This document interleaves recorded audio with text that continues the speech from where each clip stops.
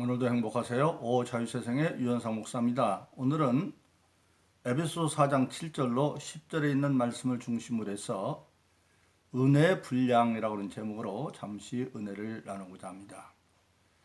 하나님은 저와 여러분들 우리 신앙인들을 축복하시되 부분적으로 축복하시는 분이 아니라 총체적으로 그리고 넘치도록 축복하시는 하나님이십니다. 우리가 성경에 보면 요한3서 1장 2절에 보면 내 영혼이 잘 뛴것 같이 범사가 잘 뛰고 강건하기를 원한다. 영혼이 잘 뛴다. 하나님과의 관계가 잘 뛰는 걸 말하죠. 그러면 하나님과 관계가 잘 뛰면 범사, 우리의 일상적인 생활이 잘 뛰고 범사가 잘 뛰고 그리고 강건해진다. 즉 하나님과 관계가 잘 뛰면 일상이 잘 뛰고 그 일상이 잘 뛴 것을 건강함으로 누릴 수 있는, 그래서 하나님의 축복은 부분적이 아니라 총체적인 것을 말씀하고 있고, 또 하나님 우리를 축복하실 때는 부족하게 축복하는 것이 아니라 넘치도록 축복하시는 분이다. 하나님께서 만물을 창조하시고 창세기 1장 28절에서 만물에게 내린 첫 번째 축복이 뭡니까? 생육하고 번성하고 충만하라. 충만하는 데 이르기까지, 넘치는 데 이르기까지. 그리고 예수님이 오셔서 씨 뿌리는 비유를 말씀하실 때도 그 좋은 땅에 뿌린 씨는 30배, 60배, 100배로 결실한다. 그래서 100배까지 그렇게 결실을 하는데, 그런데 그것을 또 예수님은 밀알의 비유로 말합니다. 하나의 밀알이 그냥 있으면 그냥 있지만 그게 썩어지면 100배로 거둔다고 말씀하셨는데, 실질적으로 최초의 하나님 앞에 밀알은 예수님 자신이었습니다. 그래서 예수님 자신이 하나님의 밀알로 썩어졌는데 100배를 거둔 것이 아니라, 사실은 사도행전 2장에 보면 오순절 마가의 다락방에서 예수 믿고 성령 받은 사람이 120명이 되어져서 100배가 아니라 120배가 되었습니다. 그래서 넘치는 하나님의 약속과 축복이 이루어지는 것을 우리에게 보여주고 있습니다. 그래서 저와 여러분들 신앙생활하는 사람들은 구원은 오직 예수를 믿음으로 구원을 받습니다. 예수님이 우리의 그리스도요 하나님의 아들임을 믿으면 그 예수님이 우리를 위해서 죄 없는 분으로 이 땅에 오셔서 십자가에서 모든 죄를 대속하시고 그가 죽은 지 3일 만에 부활하셨다. 예수님은 죄가 없는 분이기 때문에 죽을 이유가 사실은 없는 거예요. 왜? 로마서 6장 23절에 보면 죄의 값은 사망인데 예수님은 죄가 없으니까 죄값을 치를 이유가 없지요. 그런데 예수님이 십자가에 못 박혀 죽으셨습니다. 근데 죄의 값은 사망이기 때문에 하나님이 전능하시지만 만일 예수님이 죄 있는 분이었다고 한다면 하나님은 예수님을 부활시킬 수가 없어요. 그런데 예수님이 죄 없는 분이기 때문에 하나님은 부활시켰고, 그러면 죄 없는 분이 죽을 이유가 없는데 왜 돌아가셨느냐? 바로 아담 이후의 모든 인간들의 죄를 대신하고 죽으셨다. 그것을 믿으면 하나님은 그것을 의로 여겨서 모든 죄를 다 사하시고, 아담 이와 범죄함으로 정령 죽으리라 지옥 갈 수밖에 없는 우리들이 예수님이 죄 없는 분으로 오셔서 우리의 모든 죄를 사하셨다고 믿으면 그것을 의로 여겨서, 로마서 1장 17절은 오직 의인은 믿음으로 말미암아 살리라. 즉 어떤 믿음? 예수님이 나의 모든 죄를 대속했다는 것을 믿음으로 죽을 자에서 산 자 되게 만들어준다는 겁니다. 그래서 구원받는 것은 오직 예수를 믿음으로 구원을 받습니다. 그러나 구원받은 이후에 축복받는 것은 믿음만 가지고 되는 것이 아니라 행함으로 된다고 하는 사실입니다. 예수님이 일찍이 요한복음 16장에서 신앙 고백하는 제자들에게 주는 그리스도 살아계신 하나님의 아들이라고 하는 베드로의 고백을 듣고 제자들이 다 같이 고백했을 때에 예수님이 그들에게 바요나시오 내가 복이 있다고 말했고 천국 요소를 준다고 말씀하셨습니다. 그리고 이후에 구원받은 자들이 신앙생활할 길도 말씀하셨습니다. 누구든지 나를 따르거든 자기를 부인하고 자기 십자가를 지고 나를 쫓아야 된다. 그렇게 말씀 예수님께서 마태복음 16장 27절에서 이렇게 말씀하십니다. 인자가 하나님의 영광으로 그의 천사들과 함께 오리니 그때에 각 사람의 행한 대로 갚아주겠다. 즉 예수님이 오실 때에 상을 주는데 어떻게? 행한 대로 갚아준다. 행한 대로. 그러니까 구원받은 에게 똑같이 나눠주는 것이 아니라 구원받은 이후에 행한 대로 갚아준다고 말씀하셨고, 또 고린도서 3장 8절에 보면 각자 그 일한 대로 자기 상을 받는다 그랬고, 일한 대로 자기 상을 받고, 그리고 요한계시록 22장 10절에 보면 내가 속교린이 되게 출상이 있어 각 사람에게 행한 대로 갚아줄 것이다. 그렇게 말씀하고 있는 것을 우리가 보게 되어집니다. 바로 그렇습니다. 구원은 값없이 믿음으로 되지만 구원 이후에 축복받는 것은 값없이 되는 게 아니라고 하는 사실입니다. 그래서 오늘 본문의 말씀 에베소서 4장 7절은 분량대로 은혜를 주신다. 어떤 분량대로? 믿음의 분량대로. 그래서 저와 여러분들은 신앙생활에서 중요한 것은 믿음의 그릇을 키워야 됩니다. 그래서 고린도후서 9장 6절도 농사짓는 법으로 비유해서 적게 심는 자는 적게 거두고 많이 심는 자는 많이 거둔다. 실질적으로 신앙생활하는 사람이 축복받는 비결은 농사짓는 법입니다. 농사짓는 법은 뻥튀기가 안 되죠. 농사는 심을 때 심어야 되고 또 가꿀 때도 과정을 잘 지켜가야 됩니다. 거름 하나 비료를 주어도 그때그때 주는 비료가 달라요. 그래서 때에 따라 비료를 주고 또 수확할 때도 제때 수확하지 않으면 너무 익으면 또 안 돼요. 그래서 농부는 수확할 때를 제외하고는 계속 들어가기만 합니다. 종잣값도 들어가죠. 비료값도 들어가죠. 인건비도 들어가죠. 그러나 그들은 수확 때에 들어간 것에 훨씬 많은 수확을 얻은 확신을 가지고 있기 때문에 선투자를 하는 것입니다. 신앙은 바로 그런 것이죠. 우리가 하나님과 예수님에 대한 약속을 믿고 정말 농사 짓는 그런 농부의 자세로 신앙생활에 가면 때가 되면 많이 심으면 많이 거두고 적게 심는데 그것도 최선의 정도에 따라서 30배를 거두는 사람도 있고 60배를 거두는 사람도 있고 100배를 거두는 사람도 있고 오히려 최선을 다하면 하나님은 예수님은 하나님의 미라로 썩어졌을 때에 120배를 거두게 되었다. 그렇게 말씀하고 있는 것입니다. 그러므로 저와 여러분들은 구원받은 자로 만족하는 것이 아니라 오늘 분량대로 은혜를 주시는 예수님의 은혜를 행함으로 이루는 저와 여러분 되기를 예수 이름으로 축원합니다. 그러면 구체적으로 어떻게 행함으로 우리가 축복을 받느냐? 지금은 이 에베소서는 교회서입니다. 지금은 하나님의 역사 가운데 교회를 통해서 하나님의 모든 역사가 이루어져 갑니다. 그래서 에베소 3장 20절 21절은 우리의 모든 구하는 것이나 생각하는 것이 넘치게 하실 리가 교회 안에서 예수 그리스도의 영혼 모이기를 원한다. 즉 예수님이 교회 안에서 역사하신다는 겁니다. 왜 그러느냐? 에베소 1장 23절에 보면 교회는 예수 그리스도의 몸이고 그리고 예수님은 그의 머리라고 되어 있기 때문에 교회를 통해서 지금 하나님의 역사가 이루어져가고 있다고 하는 사실입니다. 근데 교회에서 가장 중요한 게 바로 뭐냐면 예배입니다. 예배. 예수님은 사마리아인과 대화를 통해서 하나님이 지금 누구를 찾느냐? 신령과 진정으로 예반을 찾는다. 요한복음 4장에서 하나님이 찾는 자가 누구냐? 하나님께 신령과 진정으로 예배하는 자. 즉 우리가 하나님 앞에 인정받는 축복의 사람이 되려면 예배가 인정받아야 돼요.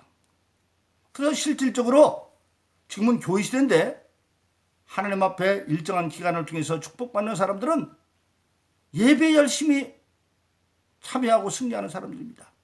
예배를 드리되 하나님 인정받는 예배, 신령과 진정으로 예배함으로. 그러면 신령과 진정이 뭐냐?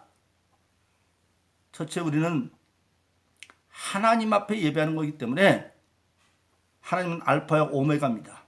기본적으로 예배 시간의 문제를 제대로 지켜야 됩니다. 적어도 예배 시작 전에 미리 교회 가서 준비기도 하고 있어야 되고, 그리고 끝났을 때는 축도가 맞춰질 때까지. 그 안에서 중요한 것은 처음부터 기도죠. 예배 4가지 조건이 있는데 기도와 찬송과 예물과 말씀이 있죠. 근데 기도는 어떤 기도를 해야 되느냐? 첫째는 먼저 내 안을 깨끗이 하랬기 때문에 회개 기도를 해야 돼. 마음을 찢는 회개 기도, 중심에서 깨닫고 회개하는 마음을 찢는 회개 기도가 있어야 되고, 두 번째는 회개하고 났으면 하나님께 드리는 믿음의 기도가 있어야 됩니다. 히브리서 11장 6절은 하나님께 나아가는 자는 반드시 그가 계신 것과 그가 자기를 찾는 자들에게 상 주시는 이심을 믿어야 할지니라. 찾는 것, 즉 기도함으로 상을 받는다. 그래서 믿음의 간구가 있어야 돼요. 간절한 기도가 있어야 되고, 그리고 마지막은 감사의 기도가 있어야 됩니다. 믿은 것은 받은 걸로 알고 이루어질 때와 장소와 방법은 하나님께 있습니다. 그러나 한 번 받은 걸 알고 감사 기도를 미리 해버리는 거예요. 그래서 기도에는 회개의 마음을 찢는 회개 기도, 믿음의 간구, 감사 기도가 있어야 되고, 그리고 우리가 하나님과 예배할 수 있는 그 은혜를 주신 것에 감격해서 드리는 찬양, 마음을 뚫는 찬양, 하나님을 영화롭게 하는 찬양은 대이적을 일으킵니다. 사울왕이 악신을 걸렸을 때에 다윗이 수금을 타고 들은 찬양이 사울왕에는 악신을 몰아내기도 하고, 빌보 감옥에 갇혀있던 바울과 실라가 복음을 전하다가 죄 없이 그렇게 맞고 지하 감옥에 갇혔지만 오히려 하나님을 찬미하니까 지진에서 옥문이 열리고, 그리고 예수님께서 잡시던 밤에 십자가의 사명을 완성 겟세마네로 가시면서 마음은 죽을 지경이지만 찬양하고 나갔다 그랬어요. 그래서 찬양은 하나님의 권능을 일으키는 수단입니다. 그래서 정말 하나님의 보좌를 움직이는 찬양, 그리고 하나님께 정성을 다해서 드리는 예물, 내 보물이 있는 곳에 내 마음이 있다. 예수님 지금 마태복음 6장에서 그렇게 말씀하셨죠. 하나님께 예물을 드리는 거 왜 그러느냐? 하나님께 예물 드리는 게 사실은 이 세상에 돈 쌓아놔봐야 물질 쌓아놔야 다 나중에 없어집니다. 이 세상이 없어지니까. 그런데 그것을 동능선 천국으로 옮기는 비결이에요. 헌금하는 건 의무인 것 같지만 사실은 권리입니다. 믿지 않는 자들은 하늘에 올릴 방법이 없어요. 그러나 우리는 하나님께 드리는 예물을 통해서 옮기고, 하늘에 옮기고, 또 근데 하나님은 그것을 농부가 되셔서 그걸 하늘에 쌓은 건 그대로 쌓아두고 그만큼 하나님이 농물을 이 땅에 심어서 우리는 모르지만 때가 되면 심어서 30배, 100배로 거두게 해주신다. 그 예물은, 헌금은 사실 알고 보면 의무임과 동시에 권리입니다. 그리고 이제 기도를 드리고 찬양 예물을 드리고 마지막 말씀을 은혜로 받는데, 말씀을 받을 때 말씀을 목사님의 설교로 받으면 안 됩니다. 목사님을 통해서 나에게 오시는 하나님의 말씀으로 받아야 그것이 말씀이 성령의 역사 가운데 능력으로 나타나는 겁니다. 그래서 데살로니가 교인들에게는 믿음의 역사가 일어나는데 어떻게 일어나느냐? 하나님의 말씀이 성령의 능력으로 증거로 나타나는데, 그 나타난 이유가 어디에 있었느냐? 데살로니가전서 2장 13절을 이렇게 말합니다. 너희가 우리에게서 하나님의 말씀을 들을 때에, 우리는 누굽니까? 바울과 실라와 디모데가 데살로니가서 말씀을 전하는데, 바울과 실라와 디모데로 하는 말씀을 들을 때에 데살로니가 교인들은 듣기는 바울과 실라와 디모데의 설교로 받아들였지만, 그러나 받아들일 때는, 들을 때는 그렇게 들었지만 하나님의 말씀으로 받음이니, 정령 그러하다 그 말씀이 너희 가운데 역사하느니라. 누구를 통해서 말씀이 전해졌든지 그것을 그 사람을 통해서 하나님 나에게 말하는 말씀으로 받아들일 때에 그 하나님의 말씀은 우리 가운데 능력이 되어 나타나는 겁니다. 저는 그런 걸 무수히 경험합니다. 거의 매주마다 그걸 경험합니다. 부족한 저지만 세계적으로 저하고 믿음의 교제를 나누는 분들이 많이 있습니다. 근데 그들은 한국에서 신앙생활할 때 제가 부흥회도 할 때 인연을 맺던 분들이 대부분인데 그때 부족한 종을 통해 나타나는 하나님의 역사를 알기 때문에 미국에 있든 카나다에 있든 어려움이 있으면 저한테 전화합니다. 그럼 저는 그들에게 하나님 말씀을 증거하고 기도합니다. 기도하면 놀라운 역사가 일어납니다. 어려운 사업의 매듭이 풀리기도 하고 병든 자들은 바로 거기서 낫기도 하고 그런 일이 계속 일어나고 있습니다. 그런 게 우리 이 유튜브 방송을 시작한 뒤에도 일어나고 있죠. 오늘도 추석 명절이라서 많은 메신저를 통해서 서로 축복만을 주고받은 한 성도가 있습니다. 그분 5월 30일 날 척추에 4번, 5번 잘못돼가지고 병원에 가서 들끓 슬리답이 누워있는데 꼼짝도 못하는데 그분이 인간관계가 좋았던지 그분 카톡란에 들어가 보니까 많은 그분의 지인들이 유대의 말을 하고 막 그렇게 많이 해놨어요. 근데 제가 갑자기 성령의 역사에서 유튜브를 만났으니까 페이스북을 만났으니까 전화를 모르죠. 제가 메신저로 문자를 보냈습니다. 내가 내일 새벽 기도 마치면 새벽 설교 만나면 끝나면 5시 반쯤 되는데 그때 내가 성도님으로서 기도해 줄 테니까 그때 깨어서 4번은 척추에 손을 얹고 나는 여기서 기도할 테니까 믿고 기도를 하자. 그랬더니 성령의 역사인지 그분이 저한테 자기 전화번호 알려주면서 알려줬어요. 그래서 감사해서 그날 제가 제 유튜브에 지금 1월 2일부터 시작해서 한 250여 편 이상의 설교가 지금 15분에서 20분짜리 있죠. 그 모든 질병을 자유케 하는 진리의 부분을 청취하라고 그랬어요. 그분 청취했어요. 듣고 바로 깨달아 알더라고요. 그리고 다음날 5시 30분에 전화로 기도를 했습니다. 그분은 그날로 힘들지만 바로 퇴원해서 정말 꼼짝도 못하던 그가 지금 건강하게 신앙생활하고 있지 않습니까? 그래서 오늘 또 추석을 앞에 놓고 메신저로 얼마나 서로 축복하는 메신저로 오고 가는지 몰라요. 이게 뭡니까? 그분이 제가 전하는 말씀을 유현상 목사의 말로 듣기만 했으면 안 돼. 받아들일 때는 하나님 말씀으로 받아들였기 때문에 역사가 나타나는 거예요. 그래서 말씀을 통해서 역사를 받고 그래서 우리가 예배를 통해서 믿음의 그릇을 키웠을 때 은혜의 역사가 나타나고 두 번째는 섬김을 통해서 내가 섬김 반응을 섬기는 통해서 그 역사가 나타나는 겁니다. 아무리 어려워도 섬기는 기뻐야 됩니다. 구약에 보면 엘리야가 아합과 이세벨에 피해서 하나님 명령을 받고 사렙다로 갔는데 거기 사렙다 과부가 먹을 게 없어 마지막 것을 먹고 죽으려고 하는데 아들과 함께 하나님 명령 받고 엘리야가 나를 위해서 먼저 떡을 구라 그랬더니 가서 순종하고 구웠어요. 그것이 가뭄 동안에 그들의 떡반죽이 이제는 밀가루 가루가 마르지 않고 기름이 마르지 않아서 살 수 있는 근거가 되어지는 겁니다. 섬길 때에. 그리고 마지막은 우리는 예수 믿는 사람들은 축복받은 것을 가지고 마태복음 5장 13절로 심기는 것처럼 세상의 소음과 빛의 효과를 감당할 때에 믿는 사람이 사회 속에서 공헌할 때에 우리의 믿음이 커지고 거기서 축복을 받는다고 하는 사실입니다. 그러므로 저와 여러분들은 구원받은 이후에 행함이 넘쳐서 믿음의 분량을 키움으로 예수 이름으로 모든 축복받고 승리하는 그런 여러분 되기를 예수 이름으로 축원합니다.